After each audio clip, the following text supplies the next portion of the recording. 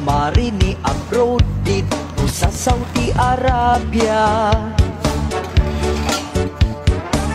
Ilang katuig nang wa makatulog sa iyang bana. Himingaw na daw siya sa punal nga mura upukon.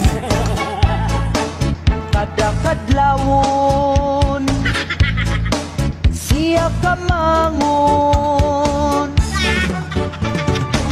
Apan pagpuli niya wa na ang iyahang bana.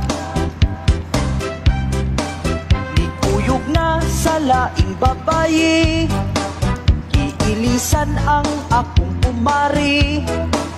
Wala na'y banang mupuot-puot sa iyang buslot.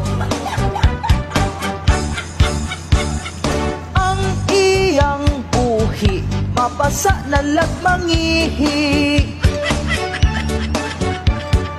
Uga kaayo murag yun og nag-Il Niño. Nang liki na lang